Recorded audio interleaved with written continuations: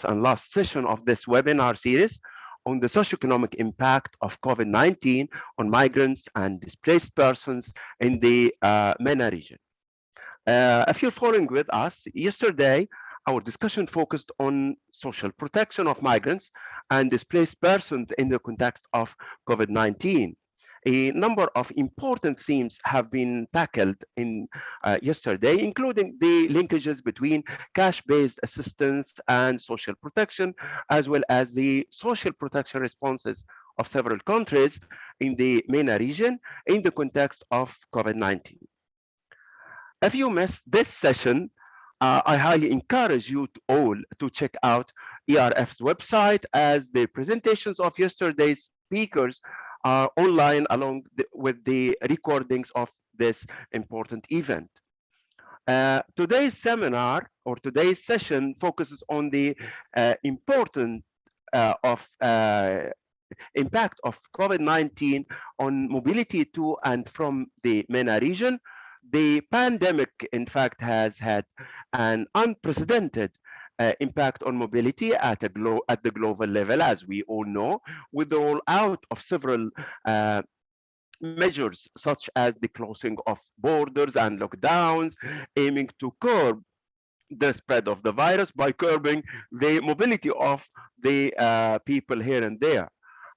This has created, in fact, unprecedented situations, including the dispersion of disruption of markets and value chains, as well as sometimes leading to the inaccessibility of basic goods and commodities. Further than this, a number of migrants have been stranded in their host countries or in countries or in their own countries, sometimes for significant periods of time.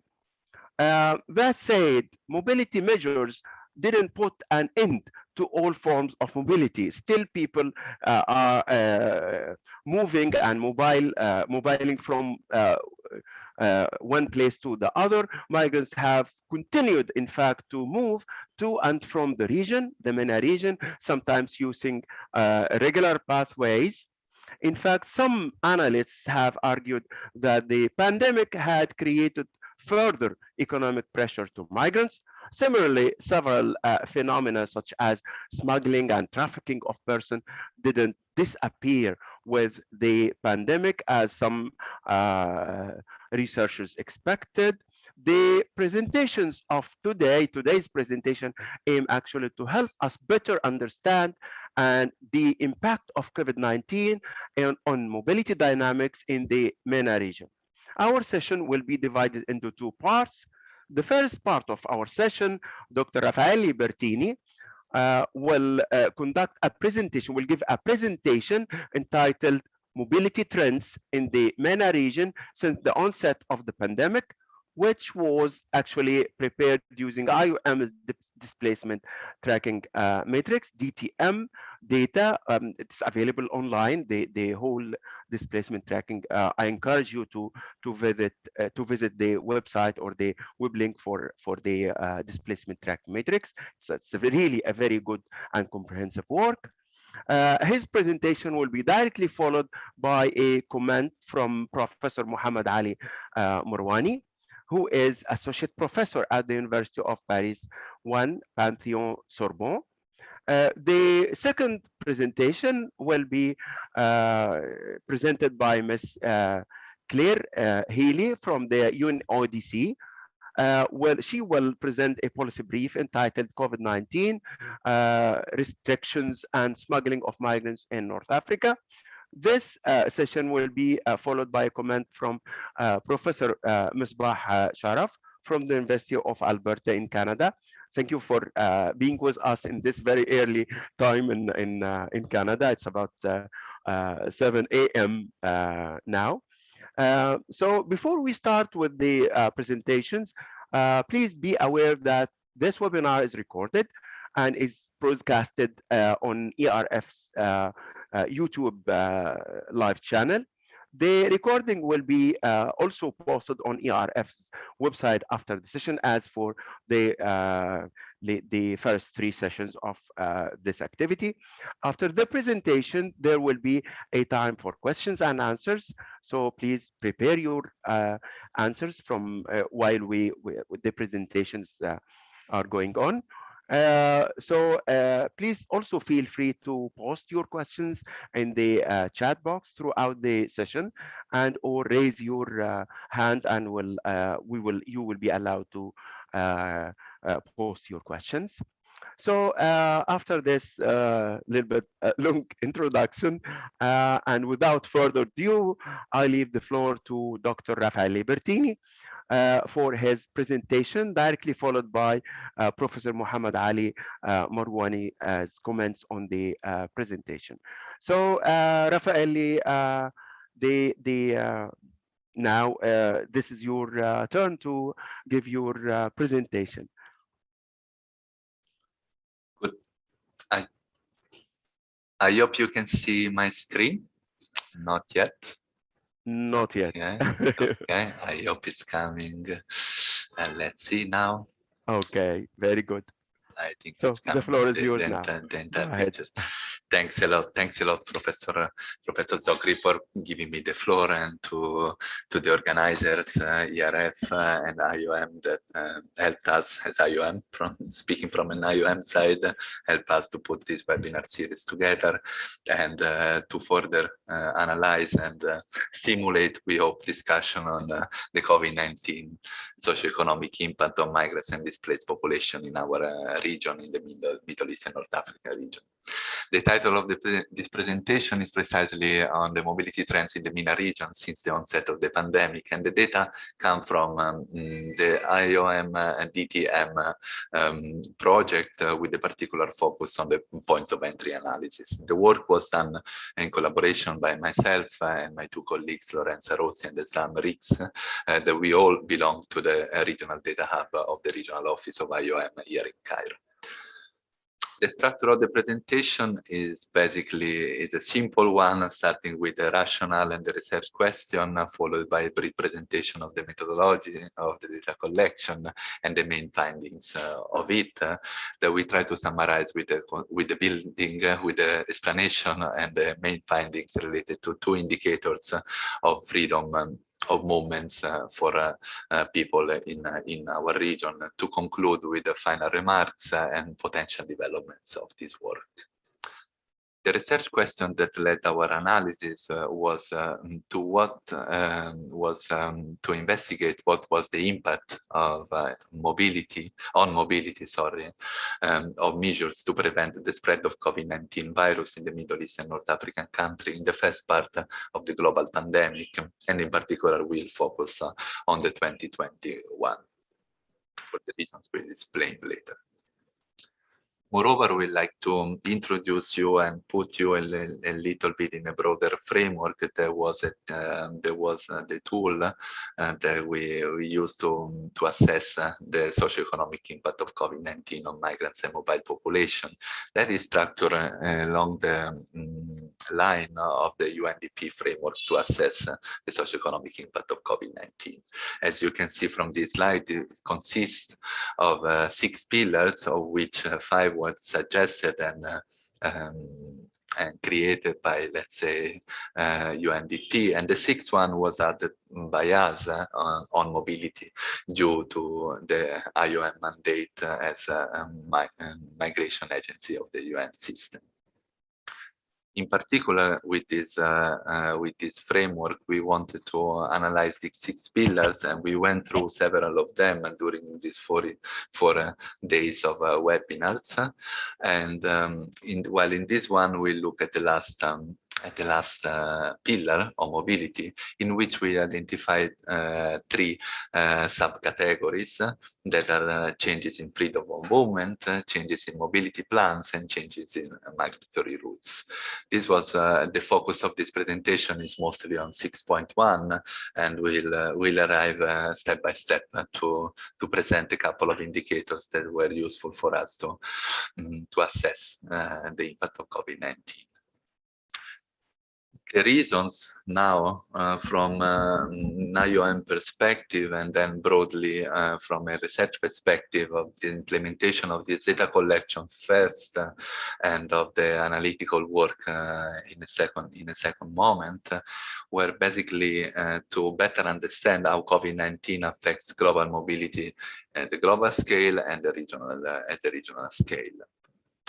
In order to provide information on the capacity of current points of entry to mitigate and or respond adequately to the spread and the outbreak of COVID-19 cases and in our region, and to address and identify with these gaps and opportunities in health, security and border management, especially at points of entry level, in order overall to help states in the region as well as other stakeholders such as UN agencies and others to address the specific needs faced by migrants and mobile population affected by the global pandemic, by the global mobility restriction implemented by this country, in particular during the first wave of the pandemic. While from a broader, let's say, research perspective, we wanted to analyze the trend of the operational status of point of entries in the region and its impact on mobility. And this to link this impact on the other dimensions that refers to the socio-economic framework that we presented before. Going briefly to introduce you to the methodological nodes of the data collection in particular, basically we collected information, as you can imagine, in the first part of the pandemic and during the months of March, April. It was really difficult to collect information at a local level in particular, and this was particularly helpful for us to get support from our country offices that provided us with a lot of information that were all gathered at a global level in, let's say, a standardized way and with a standardized methodology that allowed us to implement some further analysis of both at the regional, both at country, regional and global level. Now let's have a quick look at the population of interest for this analysis. There was, statistically speaking, there was the points of entry that are basically the points of entry and exit in the countries considered, and we consider in particular international airports, land border crossing points, and sea border crossing points. Plus, we have an additional module of analysis and data collection on mobility restriction measures implemented at country level and at local level. We also collected other data at internal transit points, but I'm not going to present them today in this presentation. So before going to the main findings of this data collection and analysis, I'd like to connect and link back to the first day of our webinar series, where we analyze as per pillar one, we analyze the health impact, the impact on health of COVID-19 pandemics. And in particular, here we can observe the spread of the virus throughout the year 2020. And we see how we can identify at least two waves at the regional level of the spread of COVID-19. And the first one with the peak between June and July 2020, and the second one towards the end of it. Of course, you can see also the different colors where you have the countries, cases, and the incidence in countries is different as well. So this is also to emphasize, let's say, the country level dimension of this analysis and of this issue. Going now to present you the main findings of this data collection. As you can see, the data have been collected on a weekly basis throughout the period, let's say, from the end of April to, in a systematic way, to the end of the year. We keep doing this exercise, but more on a monthly basis. That's why I also wanted to stop our analysis in 2020, also because we think it's really relevant to look at the first reaction and the consequences of the first reaction on mobility. As you can see from the graph on the right side of the slide, basically all the 17 countries in our region presented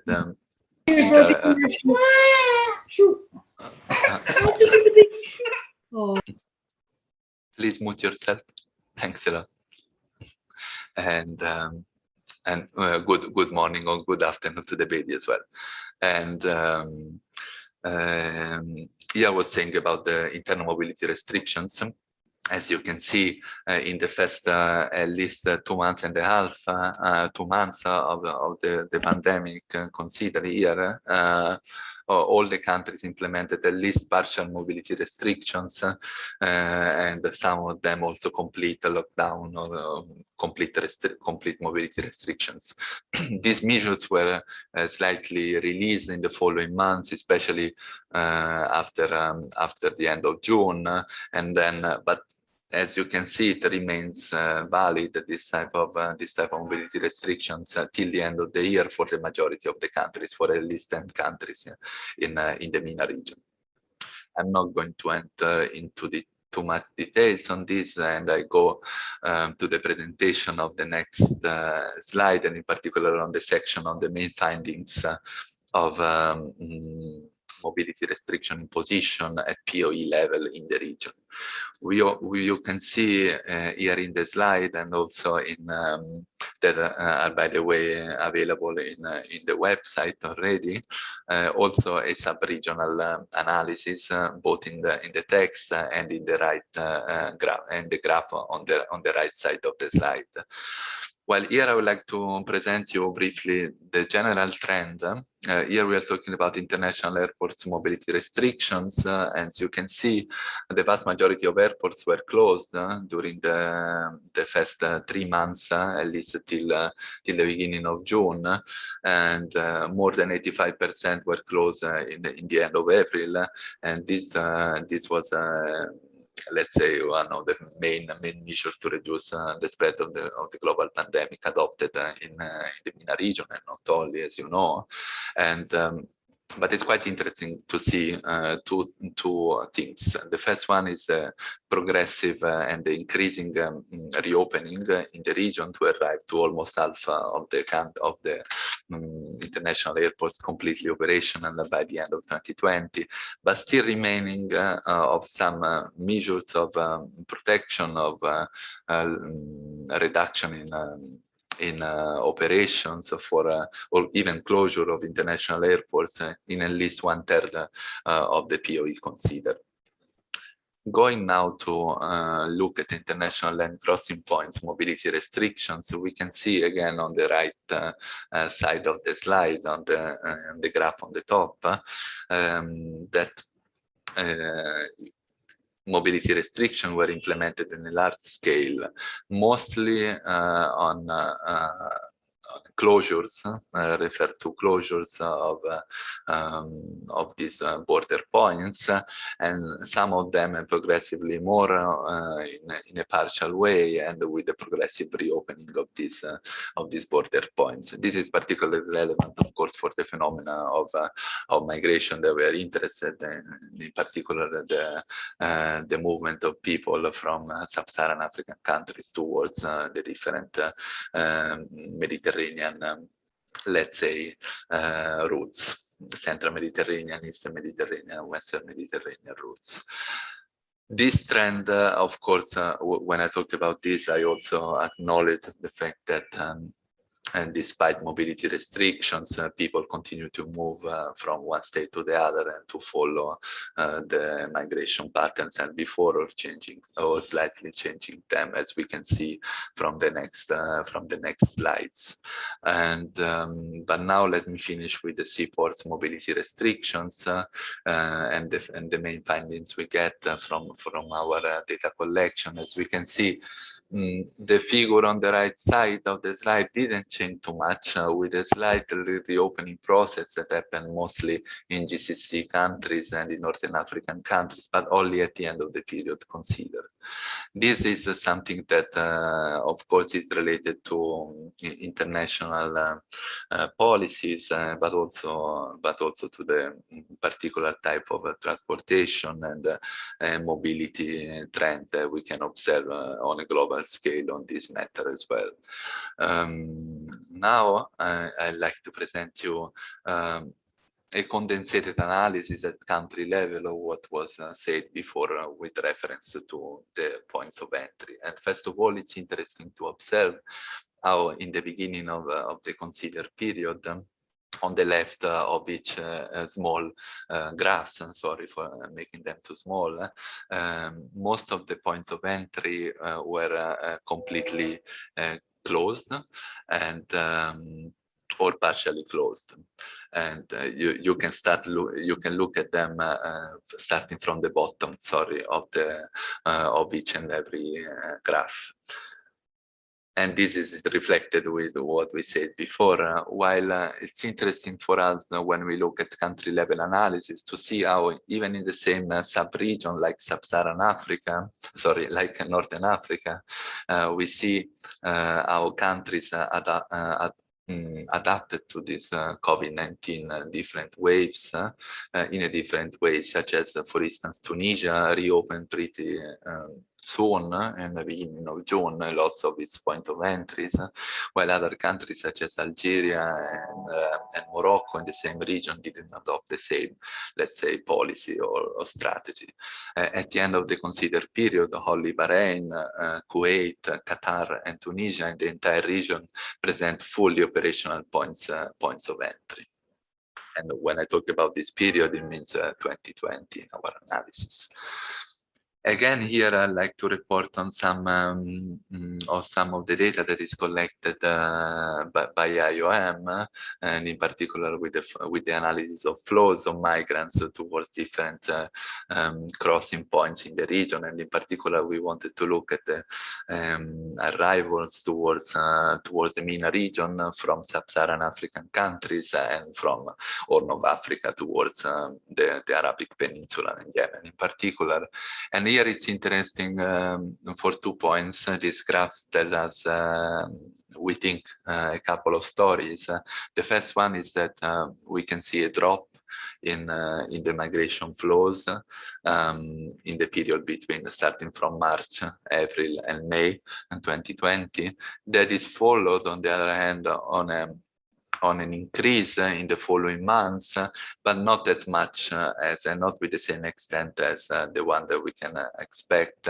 And this might be due also to the side effects of COVID-19 and also other dimensions that influence the migration flows. That was not necessarily only related to mobility restrictions, but also to other dimensions, such as internal mobility restrictions and constraints in the hosting communities and in the sending community.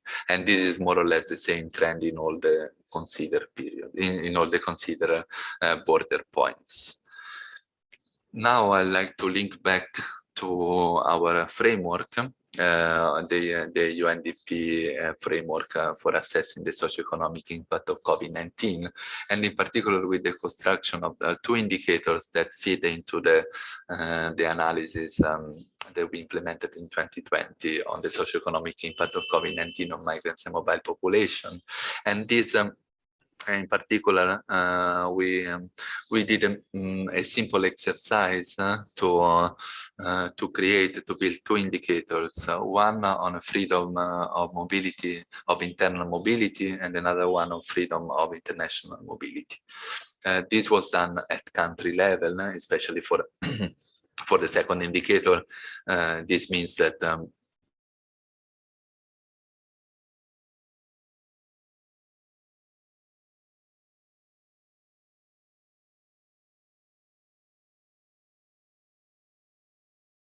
and now let me present you the main findings based on the data collected before for the first indicator on freedom of movement at national level. And this this indicator here is reported only on 8 countries in the region, because we wanted to do in the previous in the report socio-economic impact in 2020 to do an analysis for humanitarian countries and non-humanitarian countries that they are classified by IOM, or if you want post-conflict countries and non-conflict countries. And as you can see here, this indicator does not vary a lot across countries, with a few exceptions of Sudan, Egypt, and Tunisia, that shows a higher level of freedom based on the data that have been collected by us. And going to the second indicator that we developed on the freedom of movement at international level, it's interesting to see this was done again, I repeat, based on the data collected on POEs. So as closed POE count for 0 in terms of freedom, partially open POE count for 0.5, and completely operational POE count for 1. And this is scaled also with the number of POEs per country in order to have a comparable number across countries. And you can see here, quite interesting, how humanitarian countries look at or adopted mobility restriction in a lesser extent than countries such as Algeria and Jordan.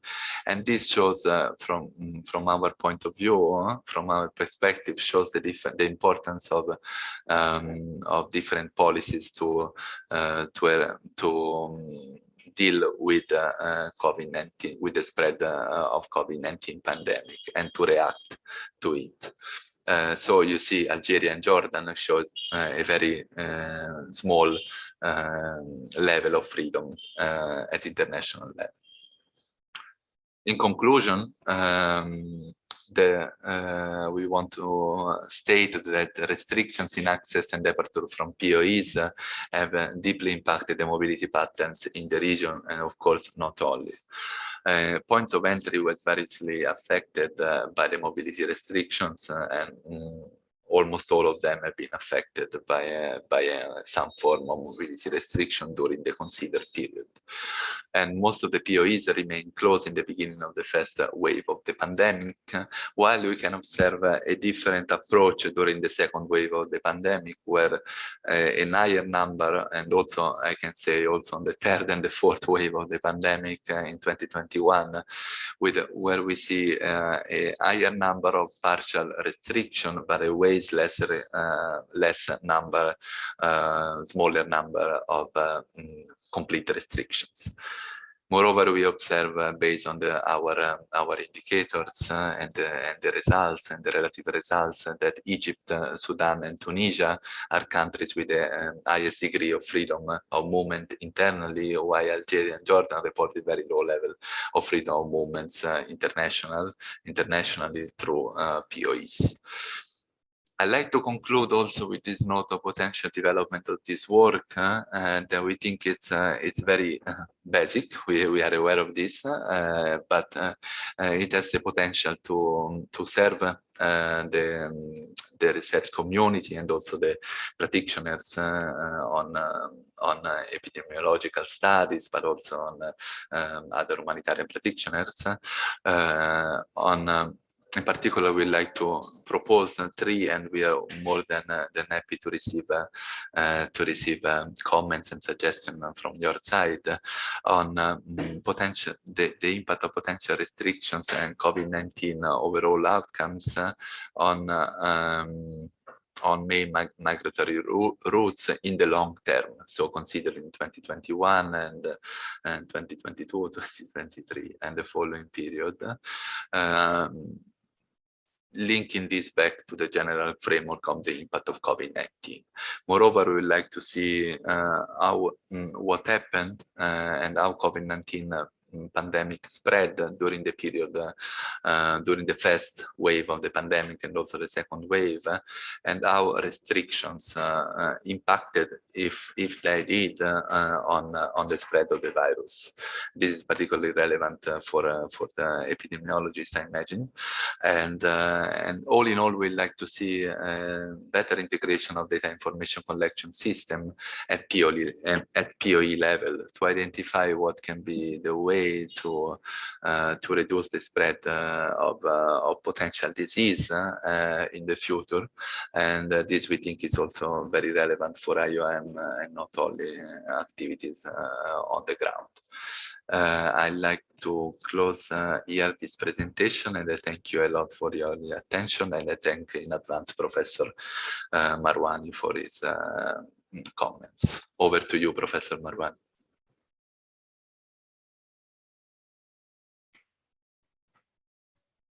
Thank you very much for your presentation, and sorry for being late, but my calendar noted 4 Tunis time, and actually it was 3 Tunis time. So I don't know how this happened, but it happens a lot recently with this video conferences. So it's an interesting work and an interesting presentation, and I congratulate you on the work done. I have a few questions. Actually, some of them are factual and others are more analytical, if we can say. So the first factual question is, so you talk at some point about the international constraints or the constraints on international mobility, but you don't differentiate between locals and foreigners. And we know that some countries, for example, the case of France, at some point, French were allowed to go home, or their families, Europeans, etc., while others needed to have very special reasons to go. So I wanted to know if some countries of the region had similar treatment for locals and foreigners. So this is my first point, which of course can have an impact on migrants. The second is about, you put some cases at some point between bilateral countries, and between Mali and Algeria, we see that migration was quite stable. I mean, it decreased a little bit, but stayed relatively stable. Although what I heard in Algeria is that Algeria was almost closed, and your figure on Algeria proves it. So I don't know how these people entered. So if you can give us an insight on this. The third point is about mobility plans. So you talked about it in the conclusion and about the future work. So what are the new routes, etc. But I want to know if you had any information on substitution countries. For example, given that Tunisia or Egypt were more open, do we know if some migrants had a strategy to go through Tunisia rather than through Algeria or through others? And my last point is more on outcomes, but I don't know if it's in the scope of your analysis, but I think it can complement it, is what about social policies? So given that there were issues with mobility, and some people, as you say in the paper, are stuck in some countries without the possibility to go home, were they covered by social policies? So I know that in some countries, many were not, especially, for example, the case of maids who during the lockdowns had zero income, especially the informal ones. So, I mean, how do you plan to, or you don't, I mean, and what do you think about this issue? These are my questions for now.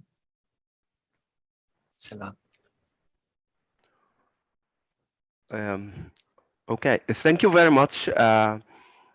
The two of you, Rafaeli and Muhammad, for the comment, for the presentation and the comments. Actually, you have question, Rafaeli, to respond to. So just to make it a sort of lively discussion, I would like to give you 3 minutes to respond to these questions, or to the most important question from your point of view. Fantastic. Thanks a lot. I hope you can hear me well. Thanks a lot, Professor Marwani, for the kind review. What is aim not to be for now a research piece, but more like an outcome of what we did during last year, and it's definitely welcome any suggestions, and I'll try to cover all your points. On the first point on the In 3 minutes, huh? Sure. Sorry, was a bit too long introduction. Okay, so point one was on local and foreign girls. Of course, given the focus of our analysis, it was that is to the best extent as possible on migrants and mobile populations. We consider all these aspects, and we have a full module of these mobility restriction measures that I didn't put here in the analysis, and also in the report that you kindly had a look at. But of course, all these measures were considered, and in case there were restrictions such as imposition of additional requests and so on, we consider this as partially open, in the sense that if you have the requirements, you can enter in the country if you have the right reasons to go. And of course, we are aware of the fact that this can be used in different ways to not allow migrants, for instance, or mobile populations or work permits migrants to enter and left the country in many ways. But let's say our global policy was to consider this as a partially open points of entry, for instance, in the case of airports, and this meaning that the points of entry was open, and if you have the right requirements, you can enter or not. On the second point on Algeria, very good point. The level collected there is pretty low, and was let's say, and that is here, I think, also in the slide that you can see. Let me put it down. Yes, and it halved, so it's a huge drop in the numbers, and the number that continue to flow. The points, the data collection points, were not necessarily at the border control, so through different routes, migrants were able to reach, let's say, these points, and to reach Algeria in this sense. So the observations you made, as you can see, the level in the beginning of the year was pretty high and probably expected to grow, but given probably these difficulties in passing through crossing points, it continued. It was lower, but it continued following the point that the Professor Zocchi did in the beginning. So I hope this kind of explain, but that's definitely a point to further. Of course, we had already had a look at this, and it looked a bit strange in the beginning, but we wanted to observe the trend in general for the region. But very good, relevant point on mobility. Plans in terms of changes. This is definitely something that happened, and it's happening actually now in change of routes, not necessarily related to mobility restriction nowadays, but more to let's say changes, and migration routes are very adapt to the circumstances and to the different situation, and they change it. For sure, there was an increase of migration flows, for instance, from Egypt and from Tunisia partially, but also from Egypt, quite surprisingly, this happened in the end of 2020 and in the beginning of 2021. So this can be definitely a result of what happened in terms of mobility restrictions in other countries. On the outcomes, in the beginning of the presentation, I presented the framework, the UN framework, and I think that that can respond to your question. We look at the different aspects and the different impacts of COVID-19 and consequently of COVID-19 mobility restrictions, and of course we consider the cases of stranded migrants in the broader picture, let's say, and all the social measures that have been implemented at country level to address these issues of this particular population. something happen in terms of inclusion of social policy, social protection schemes, also inclusion of these working migrants or mobile populations in general. Not as much as we want, but for sure this, let's say in general, as we all know, COVID-19 pandemic how to say, emphasize the gaps that we had before, and made them bigger than before. And so this emerged in the public debate, and hopefully with the work of IOM, and also with increasing the interest of international community on migrants, condition of migrants and mobile population, this will help to improve their livelihood conditions. Over, and thanks a lot for your overview and questions. Thank you very much again, Rafaeli and Muhammad. And after the opening the floor for discussions, you will be allowed also to give more information and comments on your presentation. And also, I just want to draw the attention of the audience that in the chat box we posted a link to the full report from which Rafaeli prepared this very interesting presentation. Thank you very much. And without any further ado, I just want to invite Ms. Claire Haley from the UNODC to just give her presentation on COVID-19 restrictions and smuggling of migrants in North Africa.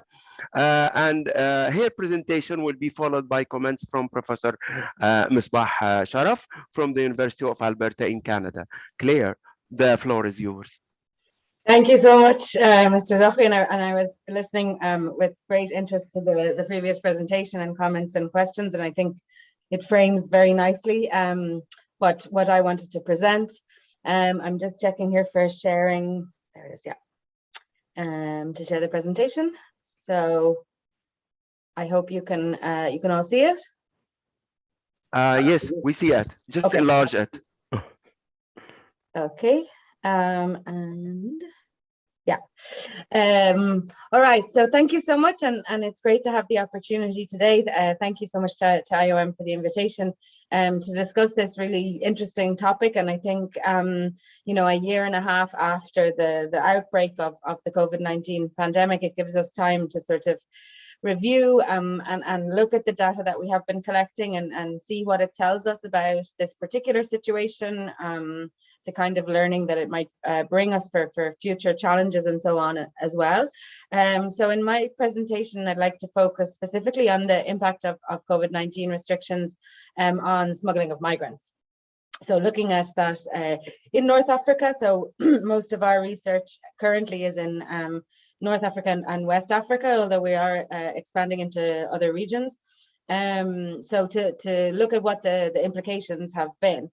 To start with, then our team in the UNODC research branch, we produced a number of research briefs last year, you know, shortly, a few months after the outbreak of the pandemic, to examine what the likely consequences of the COVID pandemic are for different forms of crime. So we're in the crime research section. And then we focus specifically on migrant smuggling and on trafficking in persons, looking at the short-term effects that we could already see, and then trying to analyze what some of the medium to long-term effects may be and what the policy implications are of that. So that research brief can be downloaded from the UNODC website or from the link here, with the caveat that this was last year. This was over a year ago.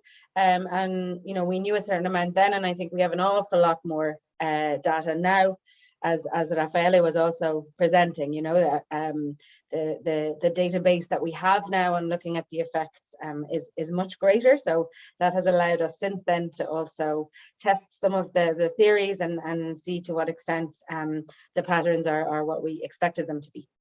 So at a general level, what we did see from that paper last year was that one of the key issues was the distinction between migrant smuggling when it involves people who are fleeing conflict or persecution, compared to migrating for other reasons. And I think in some of Mr. Bertini's graphs and so on, we could see that like there was a reduction on almost all routes of people traveling on mixed migration routes, and of course some of them using smugglers at the beginning, but then particularly in places where there's an ongoing conflict or a situation of persecution, that the movement continued, because people obviously, didn't have a choice, didn't have control over whether to migrate and the timing of their migration and so on. So when we look at the Mediterranean routes leading from North Africa and Turkey to the Southern European Union, we found, quite a dramatic situation where you have people who need to flee conflicts, in some cases, of course, also fleeing poverty and looking for better opportunities, undertaking, as they had also before, very dangerous sea journeys. But because of the COVID pandemic, there were also reduced search and rescue operations. They had been reducing even before the pandemic, but there were even less on the Mediterranean during the recent period. And then, of course, the risk of contracting COVID-19 en route. So we predicted, and we have also seen since then, that the travel restrictions related to COVID-19 would not stop people from making irregular journeys and using smugglers, but would in fact make it more expensive and riskier. So we see different effects on different routes, as we could clearly see from the previous presentation, but we definitely don't see, ceasing of mixed migratory movement and the ceasing of using migrant smugglers in order to travel. So because of really a lack of information overall, just to give you a brief background, UNODC set up the Observatory on Smuggling of Migrants in 2019. Based on a mandate given to UNODC by the UN General Assembly to collect data and information on various aspects of migrant smuggling. And we identified that there is a lack of robust administrative data on migrant smuggling. It's very difficult to collect the information. A lot of it is not systematically collected and not comparable. But at the same time, we need an evidence base to guide counter-smuggling responses and protection for migrants and refugees. We are guided always by the UN Protocol Against the Smuggling of Migrants, which defines migrant smuggling as the facilitation of an irregular entry into a state in return for a financial or material benefit. If any of those elements are not present, then it's not migrant smuggling. And the protocol calls on the international community and on states to combat the crime of migrant smuggling and to protect the human rights of people who are smuggled. So to inform that response, we provide regularly updated, accurate and policy relevant data and information about smuggling on an online platform, and that platform was launched this year. And in May of this year, when we launched the platform, we also launched our first phase of research, so in relation to smuggling routes in West and North Africa and across the Mediterranean, with a particular focus on the central Mediterranean route from Libya and Tunisia to Italy and a lesser extent Malta and Greece. And we presented some of the findings on that, which of course, due to the timing of our research, it was conducted both just immediately before the pandemic and during the pandemic, so we can see some of the effects. If you look here at the graph, which represents people arriving on the central Mediterranean route, this is Frontex data. You see very much the seasonality of arrivals, that in certain times of the year that they're higher and then other times of the year they're lower.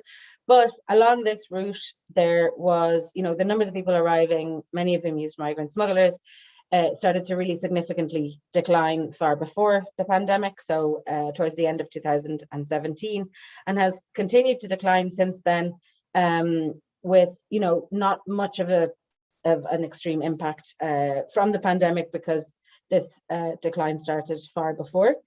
Then if we look at who is being smuggled, so what are the profiles of people smuggled along the central Mediterranean route? Well, the gender and age profile has also not particularly changed. It continues to be a majority of men and boys. We see the 2020 figures based on UNHCR data, 75% men, and then much smaller proportions of unaccompanied children, women, and accompanied children.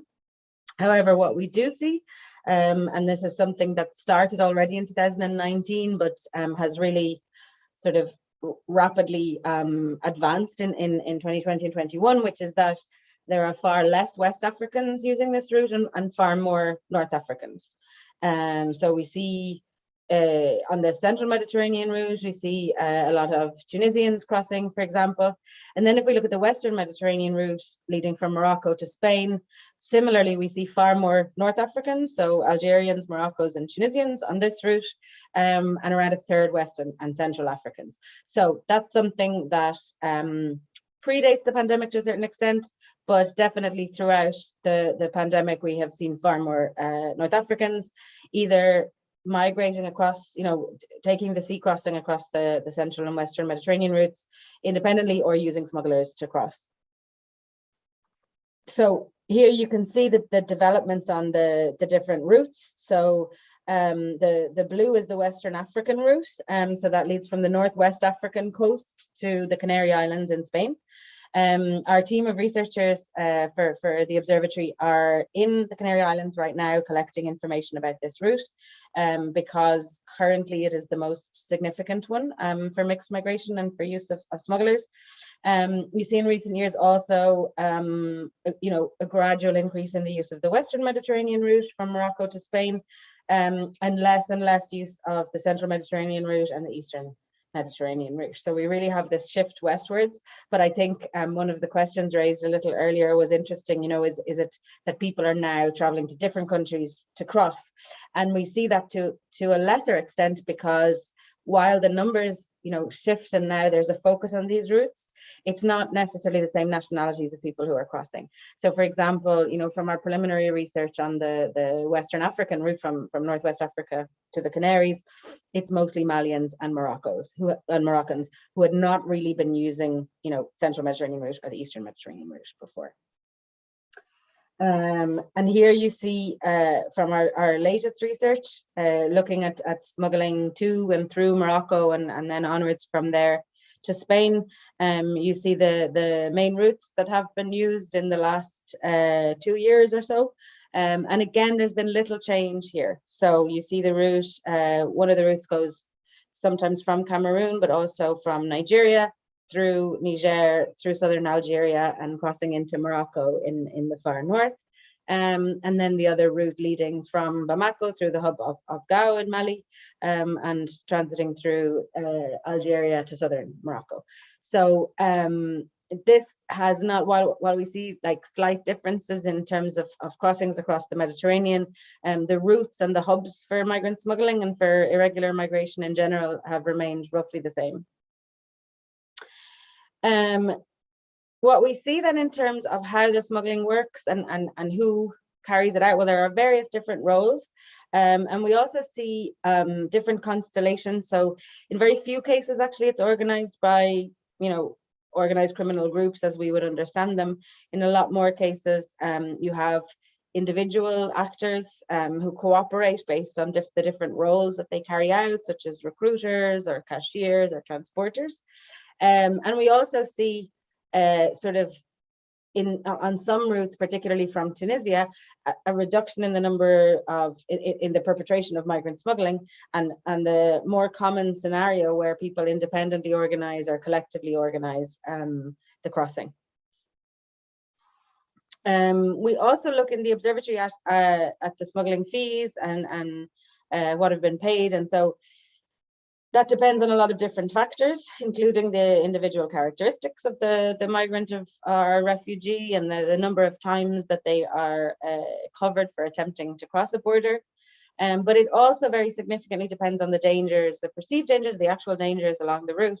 And as of March 2020, that included also risks of the pandemic. And so we see in the Central Mediterranean route, the Western Mediterranean route, and in West and North Africa in general, an increase in smuggling fees because of the COVID-related restrictions. So it's very clear that, just like when there is increased border control or there's increased danger or conflict along the route, we see the fees increasing. This also happened in relation to the COVID-19 pandemic.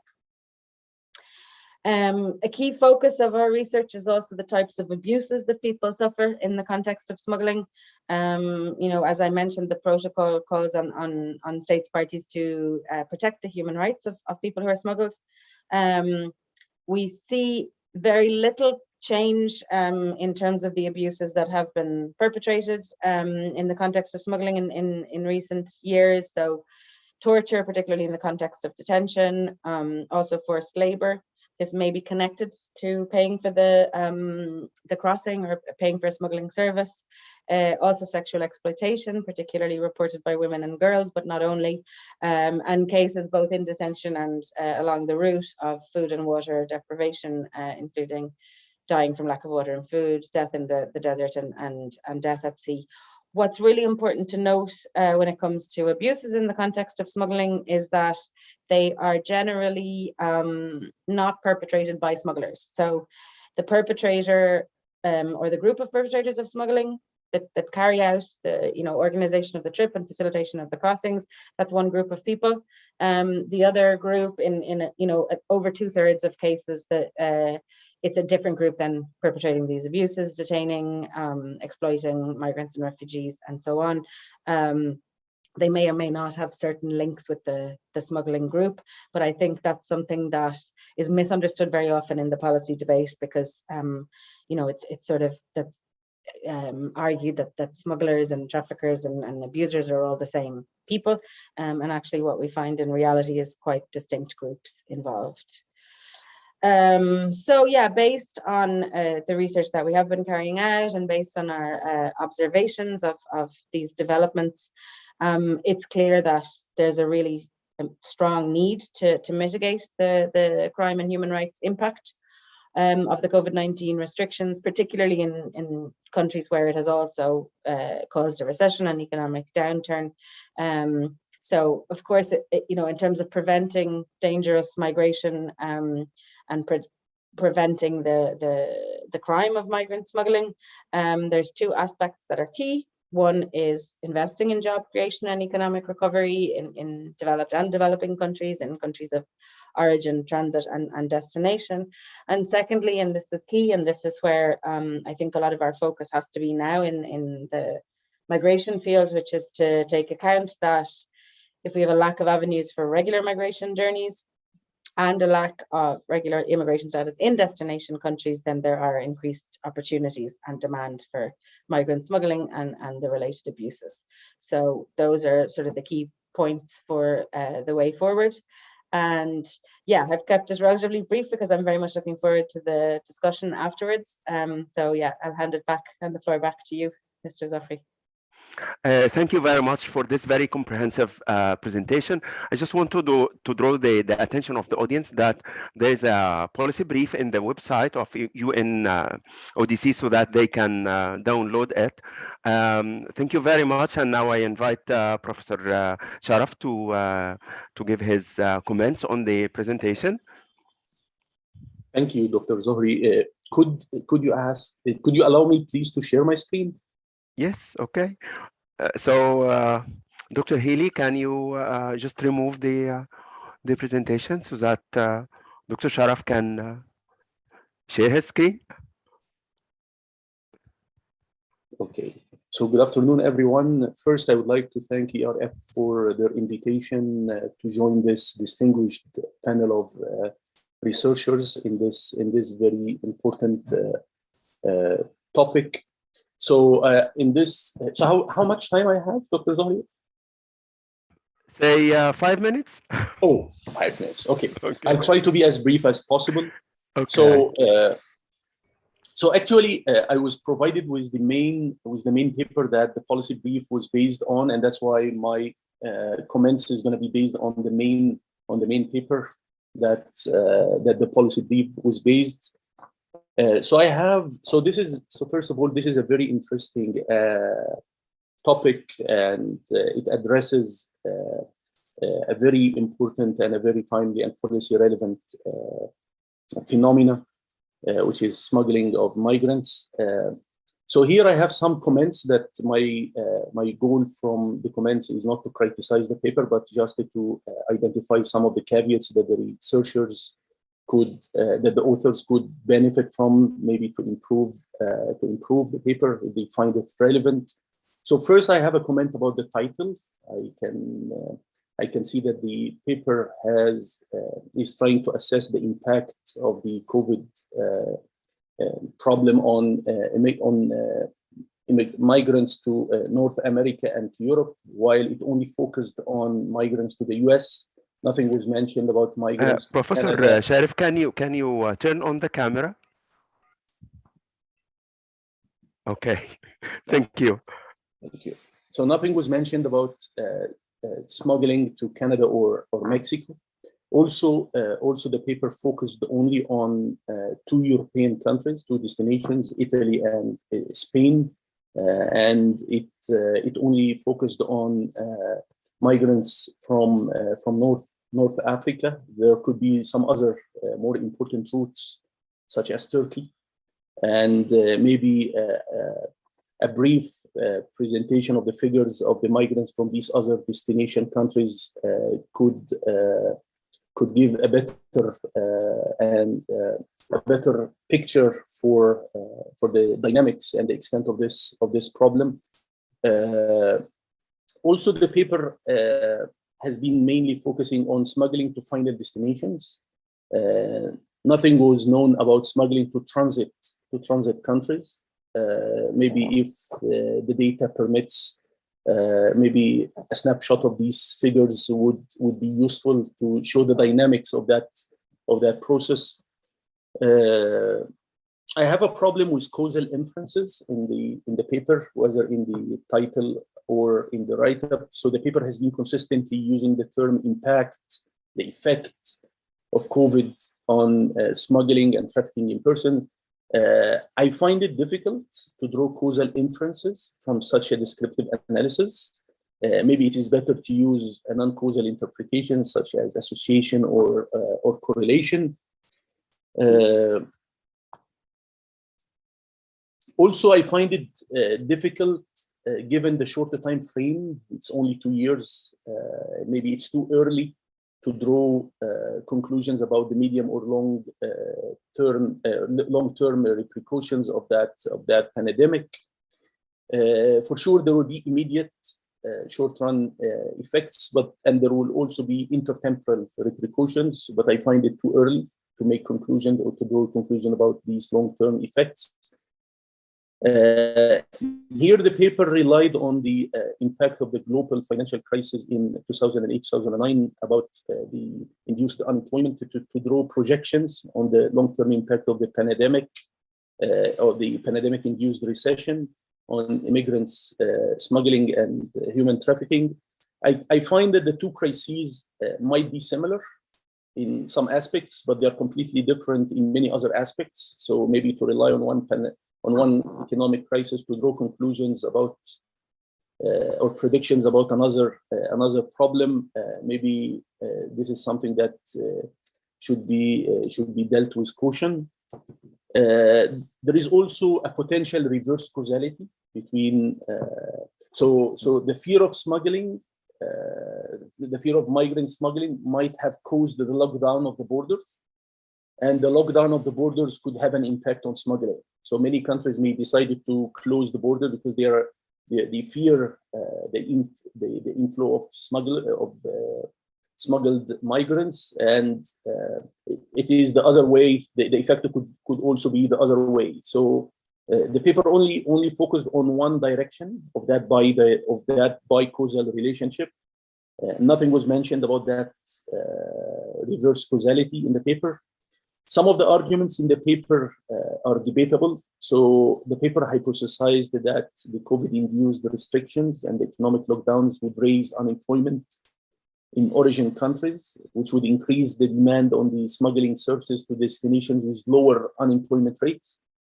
As I mentioned, the paper based this conclusion from the experience of some European countries during the global crisis, such as Bulgaria. This argument may not be valid in the case of poor countries. In fact, the COVID-induced restrictions and lockdowns may not be binding in many poor origin countries with considerable shadow economy, while there could be binding in the destination countries. So this is also something that you could consider. Another point is that the paper reached the conclusion that the COVID restrictions increased the demand on migrant smuggling and human trafficking. The data shows that this was true, although it was true for the central route from Libya to Italy. There was no change from the western route from Morocco to Spain, and there was a sharp decline from the eastern route from Turkey to. So the effect actually is indeterminate. The effect of the pandemic is indeterminate, and no economic explanation was presented in the paper to explain these observations. For example, nothing was mentioned about elasticity of demand or supply for smuggling services.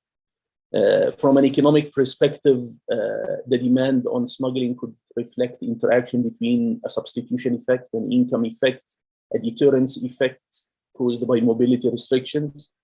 So maybe a discussion of these, of the interaction of these different effects could enrich the discussions of the findings that you presented. In this regard, I would advise the authors to benefit from the cited articles, the effect of enforcement on illegal markets, evidence from migrant smuggling among the Western border, published in Journal of Public Economics. They have a good discussion of these different economic effects. One other thing is we don't know what would have happened to the smuggling rates in the absence of the COVID-related restrictions. So maybe an impact evaluation such as a counterfactual analysis could be conducted if the data permits. I know you mentioned that by the time that that report or that brief report was presented, or the data by that time was not yet available. Maybe now, given that there is more data, that the researchers could try to benefit from and try to draw some causal relationship rather than just a correlation or an association analysis. So that's all my my discussion. Thank you so much for listening to them. Thank you. Thank you very much, Professor Sharaf. Would you like, Dr. Healy, would you like to respond now to some of the comments of Professor Sharaf, or we leave it till the end when we get the questions from the floor? I mean, you can just make some very brief comments now to respond, because go ahead. I think Professor Sharaf's comments were extremely interesting and very thought-provoking. And as you mentioned at the end, you know, it was very early days in the pandemic when we carried out the research brief, and a lot of the explanation for the limitations is the availability of data at the time, and where we could find data from, because we were looking, you know, to cover a broader geographical region. Overall, I would say, and then we can discuss a bit more with the questions as well, that I totally agree with you. And it's extremely difficult when you're dealing with a concept like the demand for smuggling, because it's something that's like a demand for criminal activity, but it's also very much related to drivers of migration. You know, both drivers of various types of migration, including forced migration. And then there are so many different variables that affect the situation on different routes, whether different routes are used, whether crossings happen at all, and then of course all of the financial aspects related to that. So I can only you know, agree with all of the points that you made, and say that we would very much like to look into the situation that, as it is now, and the availability of data that we have now, which we have tried to do, I think, in the presentation, but also examine it more closely, because one of our focuses in the observatory is understanding the concept of a demand for smuggling and what influences that, and therefore, of course, what can reduce the crime and prevent the related human rights violations. But yeah, looking forward to the questions as well. Okay, thank you very much. Professor Sharaf. Thank you, Dr. Healy and Professor Sharaf. Now we still have time. We have long time before the final comments by Ms. Carmela Gudu, the IOM Regional Director. So we have about half an hour. So the floor now is yours. So if you have any questions, please, colleagues from ERF, if you can allow people to just come to the panelist part, just to ask their questions or comments. So if anyone from the floor would like to ask questions to the two panelists or to all of us.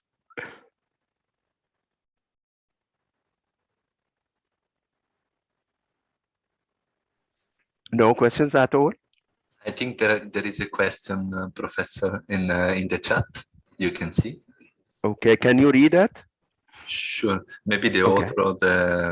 author wants to take the floor also. I see Yeah. Joris. Okay. Yes, good. Go I ahead. can. Yeah, so I can say my question. I had a question for Dr. Haley. I want to thank you very much for your presentation and your paper, and I thought that both were very informative, also building on some of the comments of the commentator. Listening to your presentation, it appears that many of the dynamics before and after the pandemic are very similar. So I mean, it's in itself, it's a very interesting finding. But I was wondering, in your opinion, what had been the main changes that were brought by the pandemic with regards to smuggling and trafficking, if any, of course. Yeah, thank you so much, Joris, and I think that your assessment is quite correct, that we've seen sort of remarkably little impact, because you know, the dynamics of migrant smuggling routes are dependent on so many things. And I think Professor Sharaf made this point very strongly as well about the shadow economy and about the application of restrictions and so on. So if we look at, for example, smuggling through Libya, you know, we don't see, right at the beginning, there was a sort of a slowdown on certain routes in southern Libya, but it picked up very quickly. And so, you know, it depends on the level of imposition of travel restrictions. And I think maybe one explanation for the limited effect of any of these restrictions and of the pandemic on smuggling is because it's a, you know, mixed migration in general is it's a gray area in terms of legality. And migrant smuggling is a crime. And so if you're operating outside of regular systems and in some form of a shadow situation in general, I don't want to say something that criminalizes the mixed migration, but you know, you're not able to access regular migration channels anyway. So that means that official restrictions don't have that much of an effect. We're also, and I would say that's really important, we're also focusing on land and sea routes. So what we saw with COVID restrictions was a huge reduction in air travel. And that's something we want to look into more, is look at smuggling by air, which is quite a different industry and involves much more sort of document fraud and so on. Because of course there were less air routes. But in terms of land and sea smuggling, because it's something that's I think clandestine was the word I was looking for, that's of a clandestine nature anyway, I think that for that reason you see less impact. And the drivers of migration in some cases have not changed. They're the same conflicts, they're the same, you know, levels of persecution, and they're the same sort of lack of access to economic prospects and prospects for you know, a stable economic future on the part of many individuals. Now, what we may see, and that'll be interesting to look in the medium to long term, you know, is the effect of perhaps there being even less economic opportunities, and therefore there generally, and we always have to make a distinction between demand for migration and demand for smuggling. So overall, we may see an increased demand for migration, and I think that happens anyway. Also, you know, with the growth of the population and with increased sort of networks and links between different countries, there may be an increased demand for migration. Where we have conflicts and persecution, of course, there is you know, more forced migration. Whether or not that translates into a demand for migrant smuggling depends on whether there are regular pathways. So if we have humanitarian, and we don't right now in almost no region in the world, humanitarian corridors for forced migrants, refugees to travel safely. If we don't have that, and there are people in need, then we will see more migrant smuggling. Equally, if we have a demand, and you know, economic recessions related to COVID may increase that. If we have a demand for migration in order to improve somebody's economic prospect and fleeing from poverty, and if there are no regular ways to do that, if it's impossible or extremely difficult to apply for an employment visa or a student visa or a family reunification visa, then that will also create a demand for migrant smuggling. So they're two separate types of demand, and the good thing is we have control, a lot more control over whether we can provide regular pathways for people to move or not. Thank you very much. That's really very interesting. Now I would like to invite Camila Shukri to the stage because she has a question to Rafaeli, I think. Yeah. Camila? Hi, can you hear me? Yes. Yes. Hi, great. So thank you so much, Raffaele, for your presentation. It was very informative. I just wanted to know if you've done any work at the local level in some countries, or in how have mobility restrictions affected mobility at this level in your opinion? Thank you. Thanks a lot, Camila. And yes, okay, let's say that what we presented today was more a general overview, and we have, of course, in-depth analysis in some cases, in particular in Iraq, where our country office did an excellent job in analyzing the mobility trends due to mobility restrictions in 5 points of entry in Iraq. Moreover, they also look at other characteristics such as border controls and health controls also, especially considering the first wave of the first and second wave of the pandemic that was really relevant. In terms of trends, of course, this affects closures, affects mobility, and affected, let's say, regular pathways of migration. Either if it's a one-way migration, if it's a seasonal one. So this was deeply observed, and it's probably slowed down in general, also in these cases of Iraq, slowed down the mobility patterns and the flows, but at the same time, as Claire was saying before, the reasons remains there. Let's say the structural issues remain there, and then probably what we are already observing is a revamp of migration flows towards different areas in the region. I see there is okay, a comment from Professor, no, just a statement from Professor Zocri. I think there is also, thanks a lot, Camila, for your questions. I hope I answer it properly. I think there is another question, Professor, if you can check into the question and answers box. Questions from and answers. Alexandra. Yeah, respond to it. Okay, go ahead. Good. Okay. Oh no, this one is not for me. It's for Claire. It's for Claire. If for you Claire, can see okay. So I read it for here. Thanks. Where is it? Questions and answers. So Alex, can you join us and ask the question directly? Alexandre. Hi, can you hear me? Yes, go ahead. Yes, great. Thanks a lot for giving me the floor. And yeah, thanks, Raf, for this excellent presentation. And also, Mrs. Ali, I just had a simple question, actually. And sorry if I didn't catch it, but you said that search and rescue operation decreased in general in the region or just in the Mediterranean route?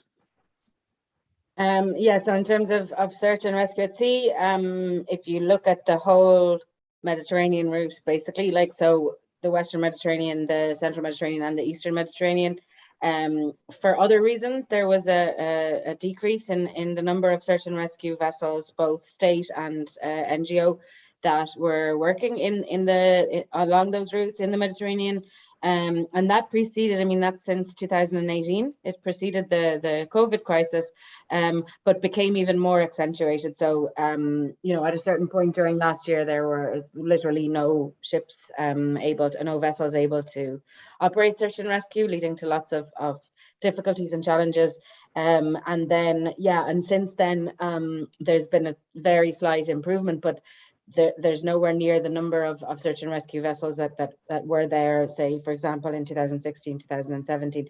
And then we can also see, and IOM has an excellent database on this, on missing migrants, we can also see there's a slight reduction in the absolute number of people dying in the Mediterranean, but the proportion of people who, you know, make the crossing and die is much higher. So that's something that can be related directly to the absence of search and rescue vessels, but also to other factors, meaning that less people are crossing along these routes. But the people that do cross, it's even more dangerous. There's even a higher likelihood of loss of life. So yeah, that's a huge challenge, and that's something that, in the context of COVID, it was very difficult to improve upon. It was very difficult to sort of make the argument, because it became search and rescue and disembarkation and so on became even more difficult. And so one analysis we did recently, which is really interesting, and I was even surprised myself by the results. We're still checking them and everything, so this is very much like off the record, but what we saw when we analyzed the central Mediterranean was that you know, more than twice the number of people were departing the North African coast as arriving in Southern Europe. So that's partly due to death and capsizing and missing, people going missing along the way. But it's also, of course, due to increased interceptions by the Libyan Coast Guard, by Moroccan and Tunisian authorities, and so on. And that's really significant. So that's, you know, that wasn't the case before. So it means that there's also, you know, you now, in the current situation with COVID and with the other restrictions, if you depart on the sea crossing, you have sort of more than a 50% chance of being turned back. And you also have a higher chance, I wouldn't be able to say the exact percentage, but a higher chance of losing your life along the journey. So that's, you know, basically a very negative development. Thanks a lot. Okay. And I don't know if I may ask another question, or if there's please, already go ahead. question. Yeah. Yeah. Then on this, I had a second question also. Is so when there were the stronger lockdowns, did you analyze what new methods, or if they adopted actually new methods, smugglers conducted to continue the activities? So the question is too clear also, huh? Yes, sorry. Okay. Yes. Okay. Yeah, we did see a certain amount of adaptation, but not much, because, you know, as I said before, it wasn't even really necessary to change that much when it's already a clandestine activity. But, you know, we do see a sort of a slightly higher level of organization.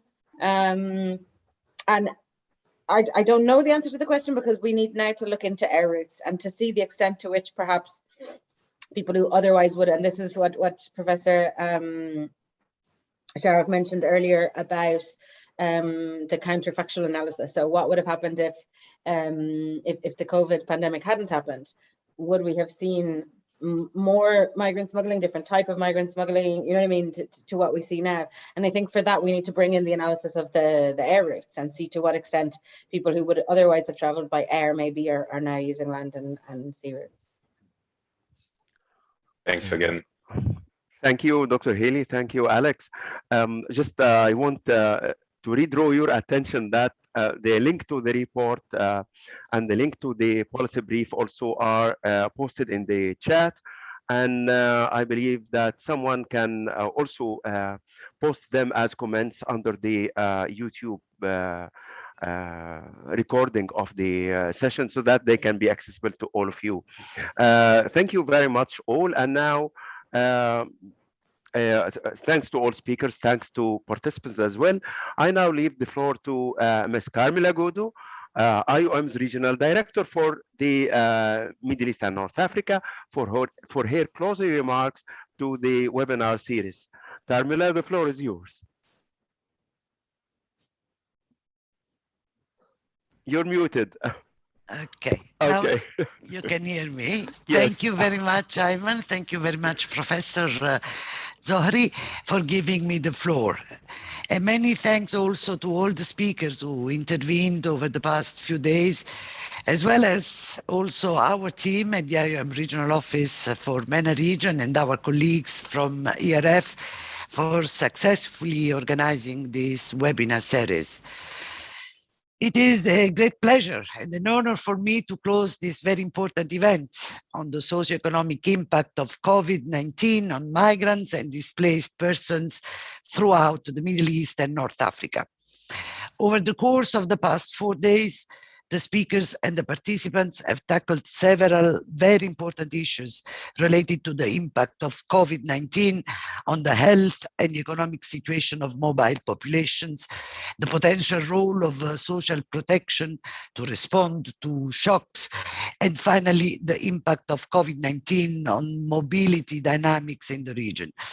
It came out very clearly in all the presentations and discussions that although mobile populations have shown an incredible ability to adapt to the changes induced by the pandemic, they've also paid a particularly heavy tribute and experienced the many negative effects of the COVID-19.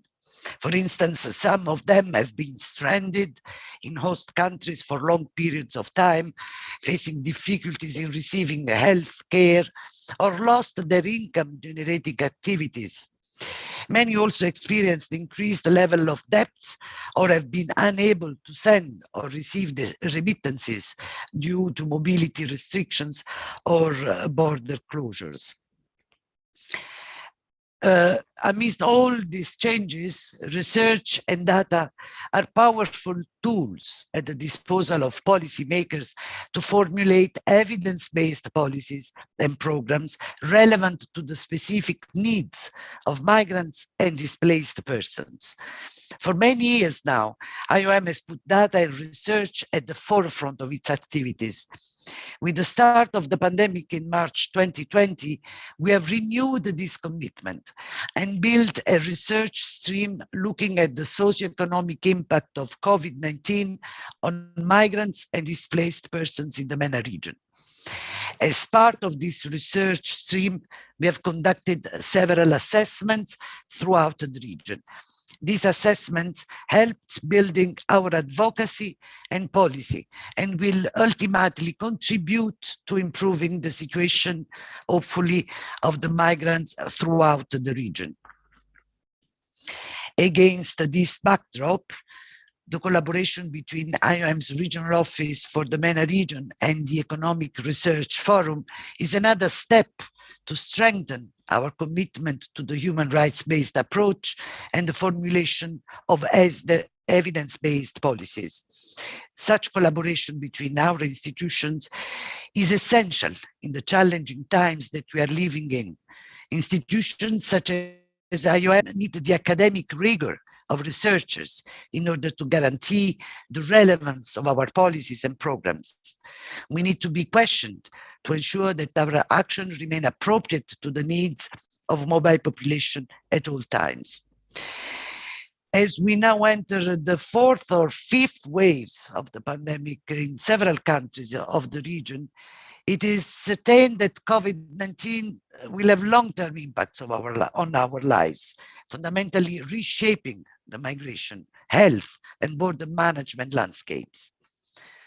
The COVID-19 response presents unique challenges. It requires that states, international organizations, and civil society organizations to design tools and processes that will enable them to adapt rapidly to unpredictable situations.